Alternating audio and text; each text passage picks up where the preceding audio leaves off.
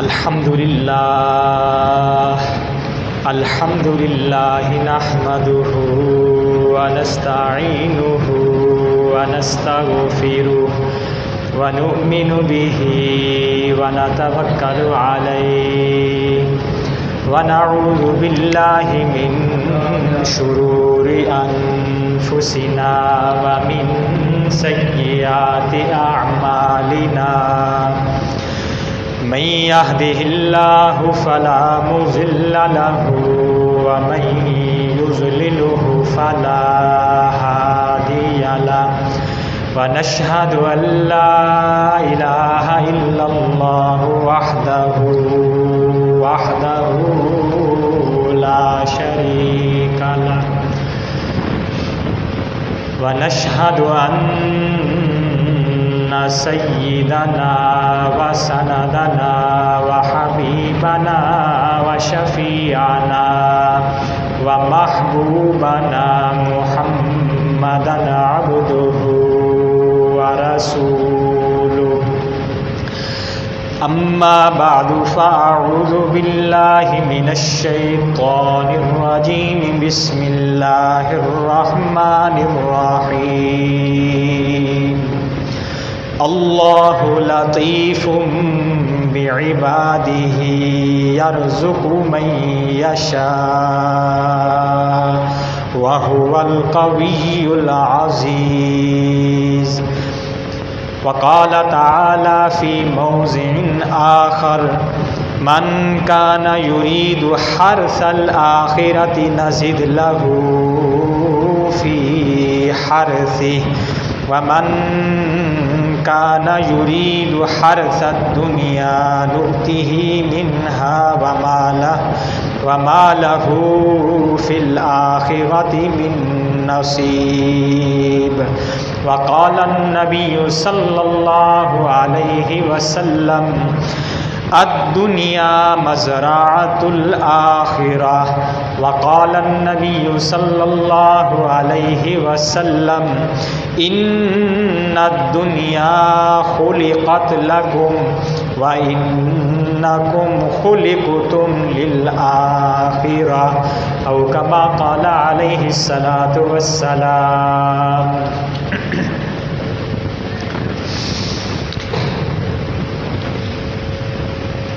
محترم بزرگوں، بھائیوں،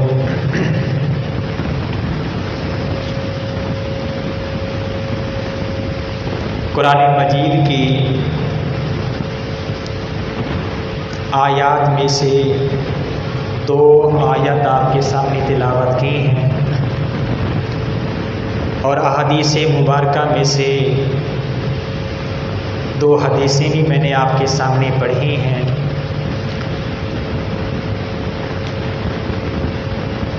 ان میں اللہ تعالی دنیا کی حقیقت کو بیان فرما رہے ہیں.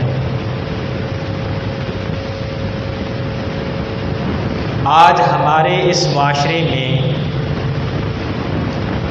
ہر آدمی یہ سمجھتا ہے کہ جس کو بہت زیادہ مال مل گیا، رزق مل گیا، روزی مل گئی، تو یہ آدمی اس دنیا میں بڑا سعادت مند ہے، اللہ کا بڑا نیک بندہ ہے. اور جس کو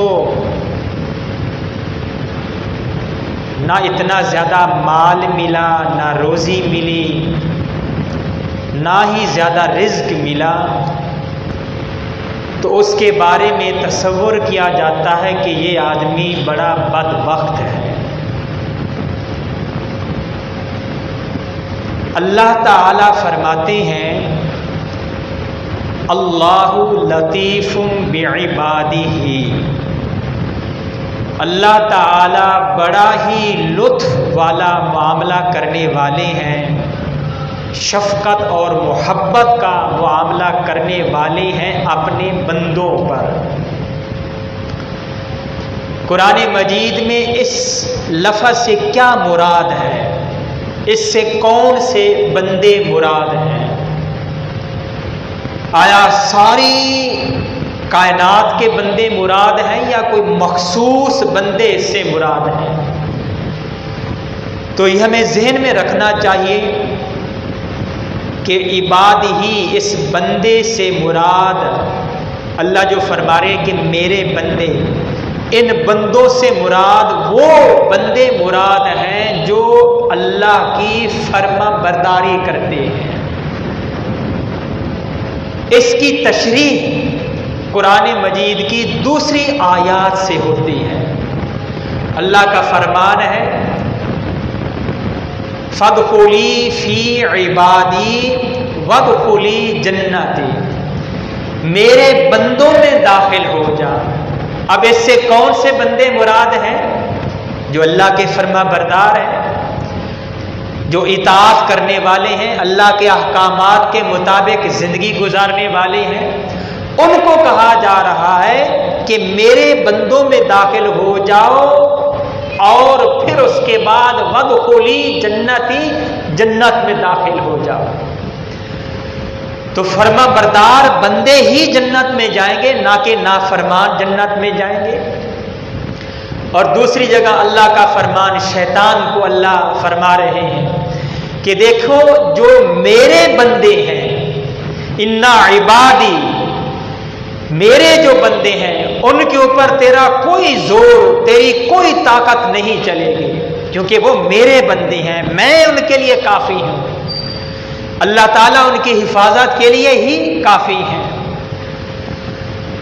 تو اللہ تعالیٰ مہربانی والا معاملہ فرماتے ہیں اپنے نیک بندوں کے ساتھ۔ اور پھر آگے جو رزق کا معاملہ ہے، مال کا معاملہ ہے، روزی کا جو معاملہ ہے، وہ اللہ کی مشیت پر موقوف ہے۔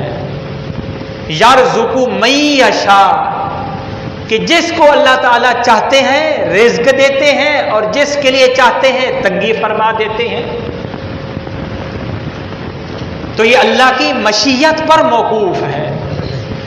اللہ نے ایسا نہیں فرمایا کہ یرزق لمن یحبہ، اللہ تعالیٰ اس کو رزق دیں گے جس سے اللہ تعالیٰ محبت کرتے ہیں، ایسا اللہ نے نہیں فرمایا۔ اور نہ ہی اللہ تعالیٰ نے یہ فرمایا کہ یرزق للمتقین، یرزق للمؤمنین، کہ جو متقین لوگ ہیں ان کو رزق ملے گا، جو مومنین ہیں ان کو رزق ملے گا، ایسا اللہ نے کہیں بھی نہیں فرمایا، بلکہ اللہ نے اپنی مشیت پر موقوف کر دیا کہ میں جس کو چاہوں گا رزق دوں گا، مال دوں گا، جائیداد دوں گا، اور میں جس کے لیے چاہوں گا یہ ساری چیزیں تنگ کر دوں گا۔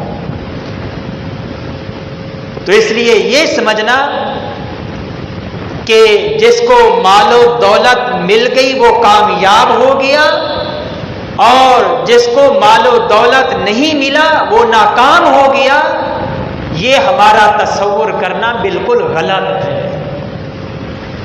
بلکہ اللہ تعالیٰ فرماتے ہیں کہ جو میرے بندے ہیں، وَلَوْ بَسَطَ اللَّهُ الرِّزْقَ لِعِبَادِهِ لَبَغَوْا فِي الْأَرْضِ، کہ جو میرے بندے ہیں اگر میں ان پر مال کو، رزق کو وسیع کر دوں، بہت زیادہ میں ان کو مال دے دوں، تو اس کا پھر نتیجہ کیا ہوگا؟ اللہ تعالیٰ اس کی حکمت بھی بتا رہے ہیں، لَبَغَوْا فِي الْأَرْضِ، کہ پھر یہ زمین میں فساد پھیلائیں گے، پھر یہ زمین میں بغاوت پر اتر آئیں گے۔ جیسا کہ ہمارے سامنے قارون کی زندگی دیکھ لیجئے، جو دنیا میں سب سے بڑا مالدار تھا، سونے، ہیرے، جواہرات کے خزانے اس کے پاس تھے۔ ما ان مفاتحہ لتنوء بالعصبۃ اولی القوہ، کہ خزانوں کی جو چابیاں تھیں ان کے بارے میں اللہ کا فرمان قرآن مجید میں آتا ہے کہ بڑے بڑے طاقتور بہادر لوگ ان چابیوں کو اٹھانے والے تھے۔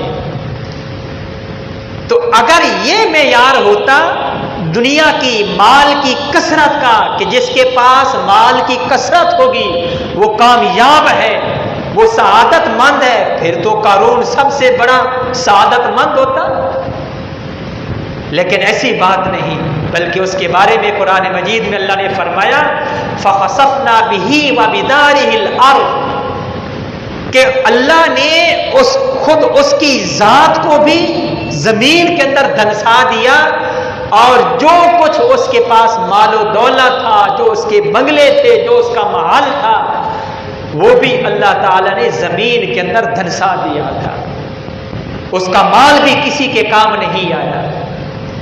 اس لیے یہ اللہ کی مشیت پر موقوف ہے، جس کو اللہ تعالیٰ چاہتے ہیں رزق دیتے ہیں، مال دیتے ہیں، اور جس کے لیے اللہ تعالیٰ چاہتے ہیں رزق میں تنگی پیدا کر دیتے ہیں۔ اس لیے میرے بھائیوں عزیزوں، اس چیز کو معیار نہیں سمجھنا چاہیے کہ اگر کسی کے پاس بہت زیادہ مال و دولت ہے تو وہ کامیاب، اور جس کے پاس مال و دولت نہیں وہ ناکام ہے، ایسی بات نہیں ہے۔ بلکہ مال کی کثرت، جب مال کثیر ہو جاتا ہے، زیادہ جب کسی کو مال مل جاتا ہے، تو کبھی کبھی وہ فساد پر، بغاوت پر اتر آتا ہے، اور اللہ تعالیٰ کو یہ فساد اور بغاوت یہ پسند نہیں۔ ایک دن جب یہ قارون نکلا تھا اپنے خادموں کے ساتھ باہر، تو لوگ اس کو دیکھ کر دو جماعتوں میں تقسیم ہو گئے، جن کے دل میں صرف دنیا کی محبت تھی، ان کا مقصد بھی دنیا کو حاصل کرنا تھا، مال و دولت کو، جاہ و مرتبہ کو حاصل کرنا تھا۔ انہوں نے یہ کہا کاش ہمیں بھی اتنا مال مل جاتا۔ ان کو دوسری جماعت نے سمجھایا کہ ایسے تمنا نہ کرو، بلکہ کہا ویلکم، تمہارے لیے ہلاکت ہے، یہ تمنا مت کرو، مال و دولت کی طلب، جاہ و مرتبے کو چاہنا کہ اس کے بعد انسان انسانیت سے گر جائے، یہ اللہ کو پسند نہیں ہے۔ اس کو جب قارون کو موسیٰ علیہ السلام کے زمانے میں تھا، ان کے حواریوں نے جب سمجھایا تو اس نے یہ کہا کہ یہ تو ساری میری محنت کا نتیجہ ہے، میرے علم کا نتیجہ ہے، اس میں اللہ تعالیٰ کا کوئی دخل نہیں ہے، اور یہ میرا مال ہی مجھے بچائے گا، میرا مال میرے کام آئے گا۔ تو اللہ تعالیٰ نے پھر اس کو سبق سکھایا تھا، اس کو بھی پکڑا اور اس کے مال کو بھی پکڑا۔ اس لیے موسیٰ علیہ السلام کے حواری اس کو سمجھا رہے تھے کہ دیکھو احسن کما احسن اللہ، کہ تو بھی لوگوں کے ساتھ ایسے احسان کر جیسا کہ اللہ نے تیرے ساتھ احسان کیا ہے۔ اس لیے اللہ تعالی جب مال دے، تھوڑا ہو زیادہ ہو، تو اس میں جو چیز مقصود ہے، جو چیز مطلوب ہے، وہ یہ ہے کہ اللہ کا شکر ادا کرو، اللہ کا شکر ادا کرو کہ اللہ نے ہمیں مال و دولت سے نوازا ہے۔ تکبر پر مت آؤ، تکبر میں مت آؤ، اتراؤ مت، بغاوت پر مت اترو، اللہ کی نافرمانی مت کرو، بلکہ اللہ کا شکر ادا کرو۔ وشکرولی، اللہ بھی فرماتے ہیں کہ میرا شکر ادا کرو، یہ اللہ تعالیٰ نے دیا ہے۔ قرآن مجید میں اللہ تعالیٰ کا فرمان ہے من کان یرید حرث الآخرہ، کہ جو آدمی آخرت کی کھیتی کا ارادہ کرتا ہے، یعنی جس کے سامنے آخرت ہوتی ہے، آخرت کی زندگی ہوتی ہے کہ میری آخرت سنور آ جائے، تو اللہ تعالیٰ اس کو پھر آخرت بھی دیتے ہیں، دنیا بھی دیتے ہیں۔ اور جو آدمی صرف اور صرف دنیا کی زیب و زینت کا، کھیتی کا ارادہ کرتا ہے کہ مجھے بس دنیا مل جائے، تو وہ دنیا سے بھی ناکام ہو جاتا ہے اور آخرت سے بھی ہاتھ دھو بیٹھتا ہے۔ اس لیے آخرت ہمارے سامنے مطلوب ہو، مقصود ہو، ہمارے سامنے آخرت ہونی چاہیے۔ اللہ تعالیٰ جب مال دے تو حکم یہ ہے کہ جو اس مال کے ساتھ جو حقوق وابستہ ہیں ان حقوق کو پورا کرو۔ اللہ تعالیٰ نے جو حقوق ہمارے لیے بیان فرمائے ان حقوق کو بجا لاؤ، صدقہ خیرات کرو، زکوٰۃ ادا کرو، رشتہ داروں کے حقوق کو ادا کرو، بہنوں کے حقوق پورے کرو، اگر مال میراث ہے تو بہنوں کو پورا پورا حق دو۔ ایسے نہ کرو کہ ہم نے تمہاری جب شادی کی تھی، نکاح کیا تھا تو جہیز جو دیا تھا بس وہی کافی ہے اور تمہارے لیے کچھ بھی نہیں۔ یہ بالکل غلط بات ہے۔ جہیز وہ کوئی شریعت کا حکم نہیں ہے۔ ہاں، میراث کا دینا، وراثت کا دینا یہ شریعت کا حکم ہے۔ ایک بالشت بھی اگر ہم کسی کا حق کھائیں گے تو کل قیامت والے دن ہمیں پکڑا جائے گا، اور پھر اس وقت ہم چاہے ساری زندگی تہجد پڑھتے رہیں، مصلی کے اوپر ہم گزار دیں، لیکن اگر ہم نے حقوق کی پاسداری نہیں کی، لوگوں کے حقوق کا خیال نہیں کیا، تو پھر یہ عبادات ہمارے کام نہیں آئیں گی، یہ عبادات ہمیں نہیں چھڑائیں گی۔ اس لیے وہ بنو، وہ انسان بنو، وَأَمَّا مَا يَنْفَعُ النَّاسَ فَيَمْكُثُ فِي الْأَرْضِ، ایسے انسان بنو کہ ہمارے وجود سے لوگوں کو نفع پہنچے، لوگوں کو تکلیف نہ پہنچے، لوگوں کو نقصان نہ پہنچے، لوگ ہمیں ملنے کی تمنا کریں، ایسا نہ ہو کہ لوگ ہم سے دور دور رہیں۔ اس لیے میرے بھائیوں، ان چیزوں کا ہمیں خیال کرنا چاہیے۔ اللہ کا فضل، اللہ کا رحم ہمارے اوپر اس وقت ہوگا جب ہم اللہ کی مخلوق پر رحم کریں گے۔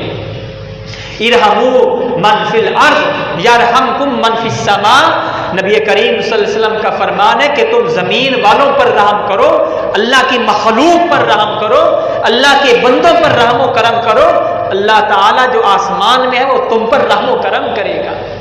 لوگوں کو معاف کرو گے، اللہ تمہیں معاف کرے گا۔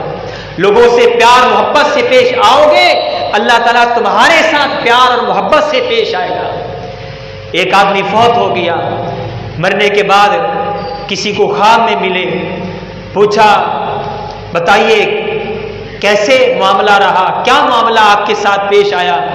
تو اس نے یہ کہا کہ کوئی ایک نیکی بھی میرے کام نہ آئی، میرے پاس نیکیاں تھی نہیں، اس لیے جہنم جانے کا فیصلہ ہو گیا، جا رہا تھا، مجھے روک دیا گیا کہ ٹھہرو، آپ کی ایک نیکی ہمارے پاس ہے، اور وہ کیا کہ جب تو لوگوں کو قرض دیتا تھا تو قرضہ دینے کے بعد تو ان کو مہلت بھی دیتا تھا، ان پر نرمی والا معاملہ کرتا تھا، نرمی سے پیش آتا تھا، اور یہ میری صفت ہے، کسی پر رحم و کرم کرنا یہ اللہ کی صفت ہے۔ تو اللہ تعالیٰ نے فرمایا، اللہ تعالیٰ فرمائیں گے کہ چونکہ یہ میری صفت ہے، میری صفت پر تو نے عمل کیا تھا، جا میں نے تجھے جنت میں داخل کر دیا۔ اس لیے میرے بھائیوں، ہر ایک کے ساتھ پیار محبت کے ساتھ پیش آؤ، نرمی کے ساتھ پیش آؤ۔ سختیاں ہو جاتی ہیں، انسان ہے کبھی جذباتی ہو جاتا ہے، لیکن اپنے اوپر ہم کنٹرول کریں۔ یہ دیکھیں، المال والبنون زینت الحیات الدنیا، مال اولاد جو کچھ بھی ہے یہ دنیا جو ہے، اس کے بارے میں اللہ تعالیٰ فرماتے ہیں یہ دنیا کی زندگی کی زینت ہے، متاع ہے۔ فمتاع الحیات الدنیا، یہ دنیا کی زندگی کی متاع ہے، زینت ہے۔ زینت جو ہوتی ہے یہ ہمیشہ رہنے والی نہیں ہوتی۔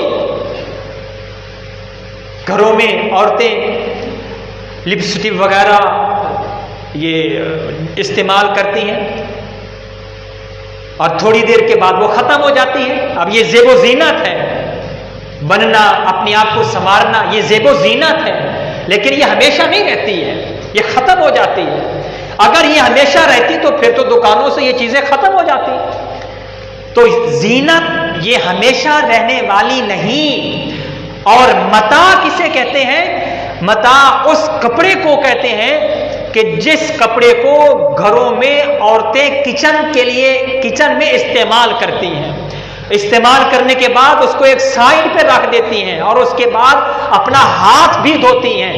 اس کپڑے کو ہاتھ لگانے کے بعد، اس کپڑے سے صفائی کرنے کے بعد عورتیں اپنا ہاتھ بھی صاف کرتی ہیں۔ یہ چیز متاع اسے کہتے ہیں، اس کو یہ دنیا یہ دنیا کو متاع کہا گیا کہ دنیا ایسا کپڑا ہے۔ اور اللہ تعالیٰ کے جو نیک بندے ہوتے ہیں، فرما بردار بندے ہوتے ہیں، وہ اس دنیا کو ڈرتے ہوئے سہمے ہوئے استعمال کرتے ہیں، اس کپڑے کو، اس دنیا کو۔ حضرت عبداللہ بن مسعود رضی اللہ تعالیٰ عنہ فرماتے ہیں کہ نبی کریم صلی اللہ علیہ وسلم کے وصال کے بعد، آپ کے اس دنیا سے تشریف لانے کے بعد، جب مال و دولت ہمارے پاس سمٹ کر آنے لگی بے تحاشا، تو نقشہ ہمیں یہ خوف ہونے لگا کہ کہیں ایسا نہ ہو کہ ہماری نیکیاں جو ہیں ان کا بدلہ ہمیں جلدی سے اس دنیا میں دے دیا گیا۔ صحابہ کرام ڈرتے تھے اس دنیا کو استعمال کرنے سے۔ تو دنیا جو ہے یہ مطلوب نہ ہو، بلکہ قرآن مجید میں اللہ کے الفاظ، اللہ تعالیٰ فرماتے ہیں وَمِنْهُمْ مَن يَقُولُ رَبَّنَا آتِنَا فِي الدُّنْيَا حَسَنَةً وَفِي الْآخِرَةِ حَسَنَةً وَقِنَا عَذَابَ النَّارِ، کہ یا اللہ میں دنیا بھی دے لیکن اس میں حسنہ بھلائی رکھ دیجیے، اور آخرت بھی دے اور آخرت میں بھی ہمارے لیے بھلائی ہو، اور ہمیں عذاب نار، جہنم کے عذاب سے بچا لیجیے۔ خود تو خود یہ فی نفسی فی ذاتی دنیا یہ کوئی بری چیز نہیں ہے، ہاں دنیا باہر ہو اندر نہ ہو، مقصود جو ہے وہ حسنہ ہے، بھلائی ہے، اچھائی ہے، نہ کہ خود دنیا۔ اور اللہ تعالیٰ نے اگر دنیا سے مال و دولت سے نوازا ہے تو پھر اس کا اظہار بھی ہونا چاہیے۔ روایت میں آتا ہے ایک مرتبہ ایک موقع پر نبی کریم صلی اللہ علیہ وآلہ وسلم ایک خوش نما لباس جوڑا پہن کر باہر صحابہ میں تشریف لائے۔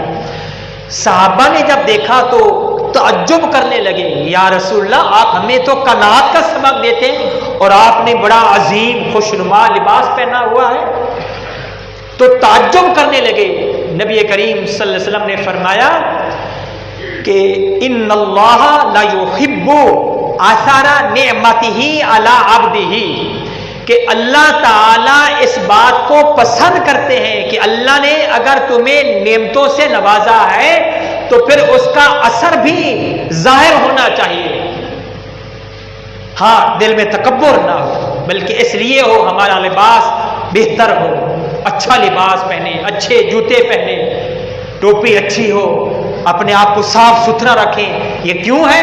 اس لیے کہ یہ اللہ کا گویا کہ حکم ہے، وَأَمَّا بِنِعْمَةِ رَبِّكَ فَحَدِّثْ، کہ اگر اللہ تعالیٰ نے مال و دولت سے نوازا ہے تو پھر اس کا اظہار بھی ہونا چاہیے۔ کنجوسی بھی اللہ کو پسند نہیں، اس لیے اللہ تعالیٰ نے اگر مال و دولت سے نوازا ہے تو اس کا اظہار بھی ہونا چاہیے، یہ اللہ کا حکم ہے۔ اور نبی کریم صلی اللہ علیہ وسلم نے اپنے عمل سے یہ کر کے دکھلایا۔ تو میرے عزیزو، دنیا مقصود نہ ہو، دنیا میں بھلائی مقصود ہو۔ اللہ نے دنیا دی ہے، مال دیا ہے، تو اس میں یہ ہے کہ جو اس کے حقوق ہیں ان تمام حقوق کو پورا کیا جائے۔ صدقات، خیرات، غریبوں کے لیے حقوق ہیں، پڑوسیوں کے لیے حقوق ہیں، رشتہ داروں کے لیے حقوق ہیں، بیوی کے حقوق ہیں، اولاد کے حقوق ہیں، رشتہ داروں کے حقوق ہیں، یہ سارے حقوق بھی پورے کیے جائیں۔ اور اس کے ساتھ ساتھ تکبر نہ ہو، یہ تکبر اللہ کو ناپسند ہے، اس میں ہماری اپنی کوئی وہ محنت کا دخل نہیں ہے، یہ اللہ کا فضل و کرم ہے، اللہ کا انعام ہے کہ اللہ نے ہمیں ان مال و دولت سے نوازا۔ تو اللہ تعالیٰ ہی حکمت جانتے ہیں کہ بعض کو اللہ تعالیٰ نے مال و دولت سے نوازا اور اپنے بعض بندوں کو اللہ تعالیٰ نے مال و دولت سے نہیں نوازا بلکہ اس میں تنگی ان کو عطا فرمائے۔ یہ اللہ تعالیٰ حکمت جاننے والے۔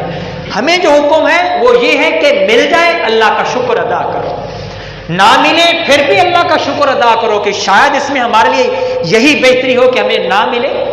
کیونکہ اگر ہمیں ملتا تو شاید ہم، جیسا کہ قرآن میں آتا لا بغوا فی الارض، کہ یہ بغاوت پر اتر آتے تو شاید ہم بھی بغاوت پر اتر آتے، فساد پر اتر آتے، مال و دولت کے ملنے کی وجہ سے ہم اللہ کی نافرمانی میں مشغول ہو جاتے۔ اس لیے ہر حال میں اللہ کا شکر ادا کریں۔ اللہ تعالیٰ نے جس حال میں بھی رکھا ہے، صحت اللہ تعالیٰ نے دی، اس پر اللہ کا شکر ادا کریں، اور اگر بیماری آ گئی تو اس میں صبر کریں۔ یہ مسلمان کے لیے جس کے دل میں کلمہ ہے، ایک بزرگ فرماتے ہیں کہ مسلمان کے لیے گھاٹا ہے ہی نہیں، اس کے لیے کوئی گھاٹا نہیں جس کے دل میں کلمہ ہے، اس لیے کہ یہ چونکہ مسلمان اس کے دل میں کلمہ ہے، یہ یقیناً جنت میں داخل ہوگا، یقیناً جنت میں داخل ہوگا۔ جہنم میں جائے گا تو اس کو تکلیف ایسے محسوس ہوگی جیسا کہ ایک آدمی سویا ہوا ہو اور خواب کے اندر تکلیف میں مبتلا ہو، کوئی ایسا خواب دیکھ رہا ہو کہ اس میں اس کو تکلیف پہنچ رہی ہے، تو ایسے ہی جہنم کے اندر یہی مسلمان کے لیے کیفیت ہوگی۔ تو اس لیے میرے عزیزو، نبی کریم صلی اللہ علیہ وسلم نے فرمایا کہ الدنیا مزرعۃ الآخرہ، دنیا جو ہے یہ آخرت کی کھیتی ہے، جو یہاں پر ہم بوئیں گے، کاشت کریں گے، آخرت میں ہمیں وہی ملے گا۔ اگر ہم اچھے اعمال بوئیں گے، اچھے اعمال کریں گے، لوگوں کے حقوق کو پورا کریں گے، تو پھر ہمارے لیے آخرت سنور جائے گی، بہترین پھر ہماری کھیتی ہوگی۔ اور دوسری جگہ اللہ تعالیٰ نبی کریم صلی اللہ علیہ وسلم نے فرمایا کہ دیکھو دنیا جو ہے، الدنیا خلقت لکم، دنیا کو اللہ نے تمہارے لیے پیدا کیا ہے، اور وَإِنَّكُمْ خُلِقْتُمْ لِلْآخِرَةِ، اور تم پیدا کیے گئے ہو آخرت کے لیے، اس لیے دنیا کے پیچھے مت دوڑو۔ اگر دنیا کے پیچھے دوڑو گے تو پھر دنیا تمہیں دوڑائے گی، بھگائے گی، اور اگر دنیا کو چھوڑ دیا، دنیا کے پیچھے نہ دوڑے، بلکہ دوسری جگہ اللہ کا فرمان ہے فَفِرُّوا إِلَى اللَّهِ، اللہ کی طرف دوڑو، اللہ کی طرف دوڑو گے تو پھر دنیا تمہارے پیچھے دوڑے گی، اور پھر وہ وقت آئے گا کہ دنیا کو تم ٹھکراؤ گے، لیکن لوگ تمہارے جوتیوں کے اندر، تمہارے جوتوں میں دنیا ڈال کر جائیں گے۔ اس لیے دنیا کے پیچھے مت دوڑو، فَفِرُّوا إِلَى اللَّهِ، اللہ کی طرف دوڑو، اللہ کے احکامات کے مطابق زندگی گزارو۔